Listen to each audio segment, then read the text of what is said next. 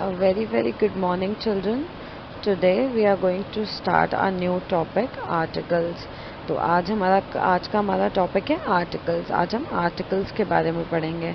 तो हम जैसा कि हमने पहले भी पढ़ा हुआ है, हमने क्लास 5th में भी पढ़ा है, 4th में भी पढ़ा है, हम स्टार्टिंग से ऑलमोस्ट क्लास 2nd से पढ़ने लग जाते हैं कि आर्टिकल्स क्या होते हैं. ए एंड द आर्टिकल्स होते हैं. लेकिन अब हम देखते हैं कि ए एंड द का यूज़ हम कहाँ और कैसे करते हैं. तो there are 3 articles in English language. अब इंग्लिश लैंग्वेज में 3 आर्टिकल्स होते हैं, ए एंड द. तो अब हम ये देखेंगे कि एक एक का यूज़ हम कैसे करते हैं. तो जैसा कि हम जानते हैं कि ए एंड का मतलब होता है 1. तो जहाँ पे भी हम किसी सिंगुलर फॉर्म की बात करेंगे वहाँ हम ए और एन लगाते हैं. अब हमारे a and an are called indefinite articles because they do not refer to a particular thing और पर्सन. अब हमारे जो ए एंड एन होते हैं वो इनडेफिनिट आर्टिकल्स होते हैं. और वो इनडेफिनिट आर्टिकल्स क्यों होते हैं?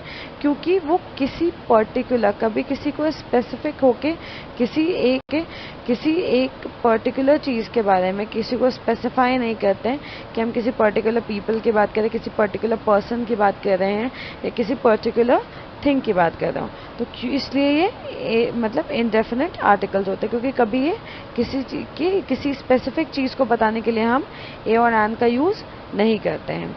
आप इसका एग्जाम्पल देख लेते हैं. I met a friend of mine at a theatre. मैं अपने एक फ्रेंड से मिला हूँ थिएटर में. लेकिन यहाँ पे क्या हम पर्टिकुलरली किस फ्रेंड से मिले बता रहे हैं? नहीं बता रहे हैं. तो इसलिए यहाँ पे हम लगाएंगे, क्योंकि एक इनडेफिनिट आर्टिकल है, यहाँ हम किसी पर्टिकुलर फ्रेंड की बात भी नहीं कर रहे हैं. तो क्योंकि बिकॉज हम यहाँ पे किसी पर्टिकुलर पर्सन की बात नहीं कर रहे हैं, इसलिए हम यहाँ पे ए और एन का यूज़ करेंगे. अब एक और एग्जाम्पल देख लेते हैं.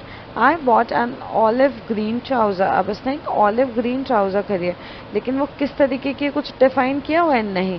मतलब किस तरीके की पर्टिकुलरली कैसी है ये सब कुछ तो हम डिफाइन नहीं कर रहे, तो इसलिए यहाँ पे हम एन का यूज़ करेंगे. Now the is called the definite article. अब जो द होता है वो डेफिनेट आर्टिकल कहा जाता है. क्यों कहते हैं? क्योंकि किसी स्पेसिफिक थिंग और पर्सन को बताने के लिए हम यूज़ करते हैं. जब हम किसी पर्टिकुलर इंसान की बात करते हैं, like we are saying the friend I met lives in Park Street. मैं जिस फ्रेंड की बात कर रही हूँ वो पार्क स्ट्रीट में रहती है. तो यहाँ हम स्पेसिफिक हैं किसी फ्रेंड के बारे में कि हम जिस फ्रेंड की बात कर रहे हैं वो पार्क स्ट्रीट में रहती है. तो स्पेसिफिकली किसी फ्रेंड की बात कर रही है ना. The trouser that I had purchase was too small in size for me. वो ट्राउज़र जो मैंने परचेज करी थी वो बहुत छोटी सी साइज़ में है. तो वो उस ट्राउज़र की स्पेसिफिकली बात हो रही है यहाँ पे, इसलिए यहाँ द लगेगा. ओके. तो हमें हमेशा ये याद रखना है कि ए और एन हम सिंगल थिंग के लिए यूज़ करते हैं, लेकिन ये इनडेफिनिट आर्टिकल्स होते हैं. और ये जब हम किसी भी पर्टिकुलर चीज़ को रेफर करके बात नहीं करते हैं, स्पेसिफिक नहीं होते हैं, वहाँ हम ए और एन का यूज़ करते हैं. और जो द होता है, द हमारा एक डेफिनेट आर्टिकल होता है. ये हमें किसी भी चीज़ को स्पेसिफाई करने के लिए यूज़ करते हैं. हम स्पेसिफिक होते हैं, पर्टिकुलरली किसी चीज़ की जब हम बात करते हैं वहाँ पे हम द यूज़ करते हैं. तो अब हम देखेंगे यूजेस ऑफ आर्टिकल्स. तो पहले हम अ का यूज़ देखेंगे कि ए आर्टिकल को हम किस किस जगह यूज़ करते हैं. तो पहली चीज़, जैसा कि हम जानते हैं कि ए और एन हम किसी भी सिंगल चीज़ को बताने के लिए यूज़ करते हैं. तो हमारा ए का यूज़ कहाँ होता है? Before a single countable noun. जब भी हम किसी सिंगल काउंटेबल नाउन की बात करेंगे, जो चीज़ काउंटेबल होगी और वो एक होगी, और जब हम उसको किसी सेंटेंस में सिर्फ पहली बार यूज़ करेंगे वहाँ हम ए का यूज़ करेंगे. जब हम उसी सेंटेंस में उस काउंटेबल नाउन को दोबारा यूज़ करते हैं तो हम उस चीज़ के लिए स्पेसिफिक हो जाते हैं. तो जब हम स्पेसिफिक हो जाएंगे तो सेकेंड टाइम में हम द यूज़ करेंगे. लेकिन जब हम सिर्फ उसको एक बार यूज़ कर रहे हैं, पहली बार बात कर रहे हैं, सिंगल काउंटेबल नाउन है, तो हम उसके वहाँ पे अ यूज़ करेंगे. अब हम दूसरी चीज़ ए कहाँ यूज़ करते हैं? Before a word that begins with a consonant sound. जैसा कि हम सब जानते हैं कि कॉन्सोनेंट्स और वॉवल्स क्या होते हैं. वॉवल्स होते हैं हमारे ए ई आई ओ यू, और ए ई आई ओ यू को छोड़ के जितने भी लेटर्स होते हैं वो कॉन्सोनेंट साउंड्स कहलाते हैं. तो जो वर्ड बिगिन करेगा कॉन्सोनेंट साउंड से हम उसके पहले अ लगाएंगे. Like I ate a mango in the morning. Mango M से स्टार्ट हो रहा है, M is a consonant sound, so mango से पहले अ लगेगा. अब before words that are names of profession, अब हम उन वर्ड्स के सामने जो नेम्स होते हैं प्रोफेशन के, उनके पहले भी अ लगाते हैं। जैसे कि शी इज अ पेंटर, वो एक पेंटर है। तो क्योंकि वो एक पेंटर है और पेंटर जो होता है वो एक प्रोफेशन है, पेंटिंग इज अ प्रोफेशन, तो हम पेंटर से पहले अ लगाएंगे। रिया इज अ जर्नलिस्ट, जर्नलिस्ट उसका प्रोफेशन है, जर्नलिज्म उसका प्रोफेशन है, वो एक जर्नलिस्ट है, तो यहाँ हम अ लगाएंगे। और हम कहाँ अ लगाते हैं? बिफोर क्वांटिटीज, जब हम किसी क्वांटिटी की बात करते हैं कि हमारी कोई चीज़ है वो कितनी क्वांटिटी में है, उसके पहले भी हम आ लगाते हैं। For example, I want half a dozen apples, मुझे आधा दर्जन एप्पल चाहिए, तो क्योंकि डजन हमारी एक क्वांटिटी रिप्रेजेंट कर रहे हैं यहाँ, उसके पहले हम आ लगाएंगे। पेट्रोल कॉस्ट ₹75 अ लीटर, क्योंकि litre is a cost ₹75 a litre, क्योंकि लीटर इज अ क्वांटिटी, तो उसके पहले हम क्या लगाएंगे?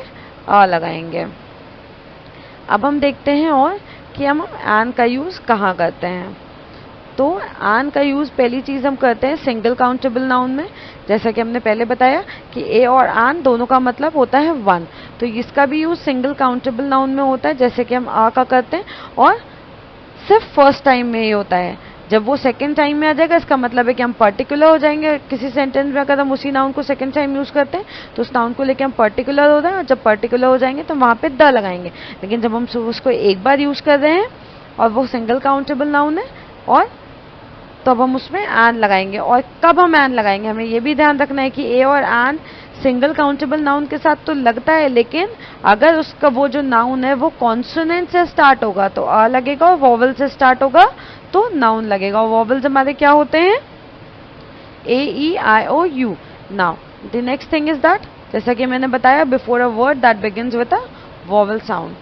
For example, I ate an orange in the afternoon, उसने एक ऑरेंज खाया है। Orange starts with O, O is a vowel, तो वॉवल से क्योंकि स्टार्ट हुआ है तो यहाँ पे क्या लगेगा? एन लगेगा।